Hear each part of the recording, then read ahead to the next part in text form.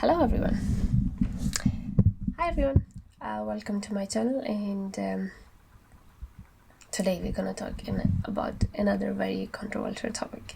So ever since my conversion, if I tell that I've become Christian and I was a Muslim, a lot of people ask me like, usually it's the other way around. How come you become Christian?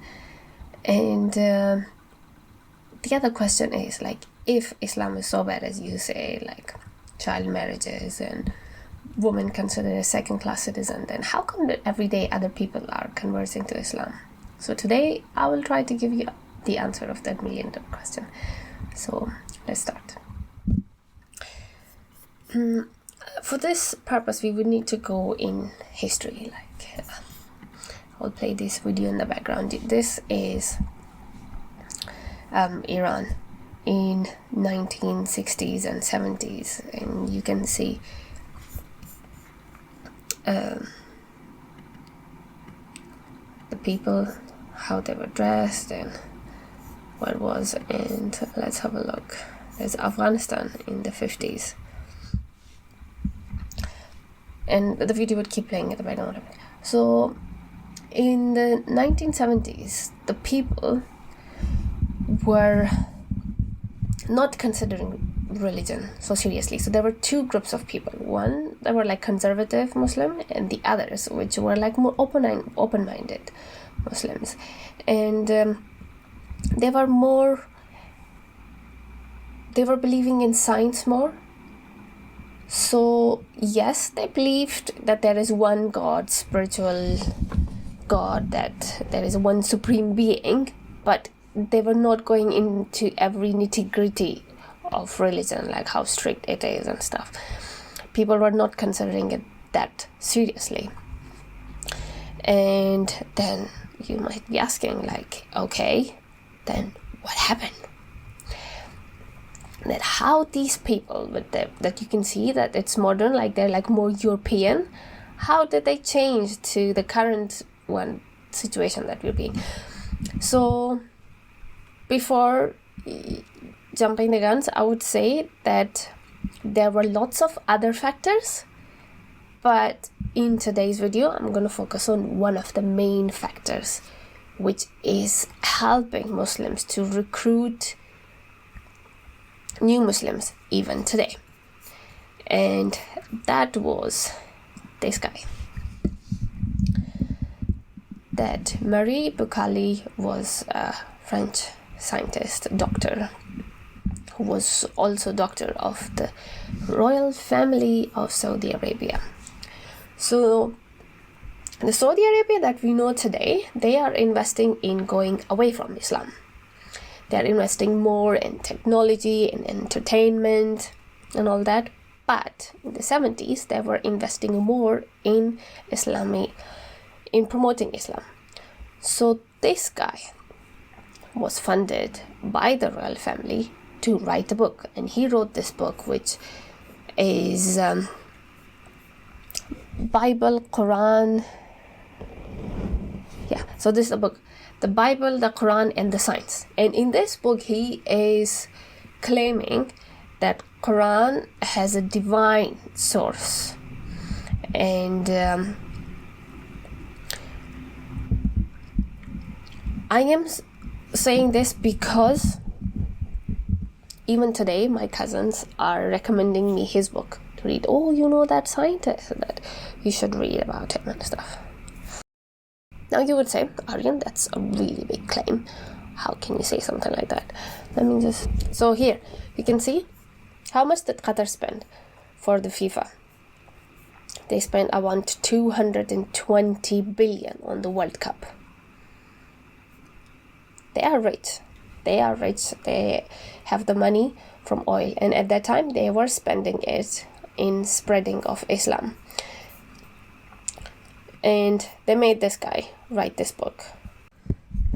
So in his book, Maurice Bucaille claims that he examined the pharaoh's body, one of the Egyptian pharaoh body, because pharaoh means king.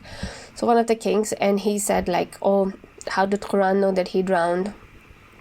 and his body was preserved, so it must be divine source and blah blah blah. But now when they did the post-mortem of the same body, they found out that that person that Marie was claiming that died by drowning actually died by heart attack. It was like natural causes rather than supernatural divine causes. And I will add the link of the video in the bottom so you can see it.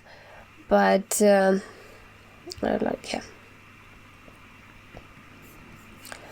this was Marie's claim that he drowned. The person died from drowning. It was homicide and stuff. But now, when they examined the same body, they were like cardiac arrest or vascular disease, so which means it wasn't drowning, and it was natural. Cause of death was natural, and it was like so completely different to what he had concluded years ago. And this proves that either he didn't thoroughly examine the body, or he was just using this, like he already made the conclusion in his head, and he was using this pharaoh's body, because it was so many years ago, to solidify his own assumptions, because of course he was paid for it. There's also claim on the internet that he became Muslim, but there are so many other websites that say that he died Christian. And he died Christian, but he respected Islam. So my conclusion here is, I don't know if he died Muslim or Christian, that's not the point. But the point is that that guy was paid. He was paid to write that book, and he was paid to come up with this conclusion, which are completely wrong. A lot of scientific theories cancel it. And if you read about him, because he completed that cycle. So there was a cycle of strictly religious Muslims, conservative Muslims, and then the more liberal Muslims, and who were going towards the science.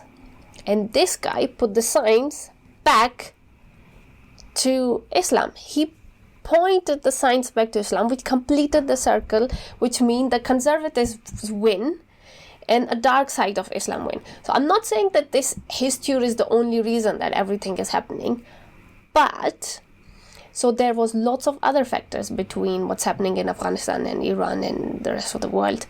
But so the house was, I would try to explain in a way, like imagine the house is already filled with gas. That's what a tiny spark is enough to cause the poof. This guy's theory and his book, but you can say that it sold millions of copies around the world, and that connection of science and Islam that he made, he created and revived it even today. So what did he did? If you read the real Islam, if you read the Quran and Hadith, you would know about the child marriages, about the woman considered as a second-class citizen, and all those things, which will open your eyes. But this guy put a filter. New Muslims, Quran and Hadith, and the filter of this book. So the new scientist or the new modern Muslims who are converting to Islam, they are not reading Quran and Hadith to convert. They are reading a scientific book. Oh, this scientist converts to Islam and he wrote a book even about it. Oh my God, the scientist. So this scientist caused the fall of so many people.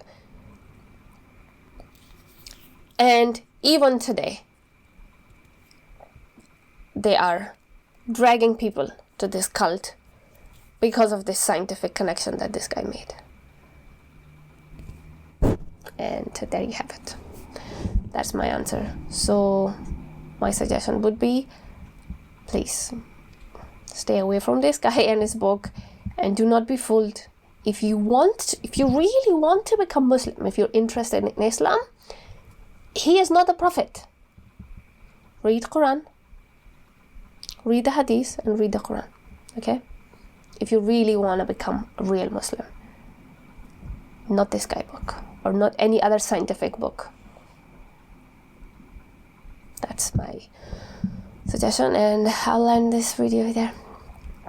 And until next video, take care. Bye.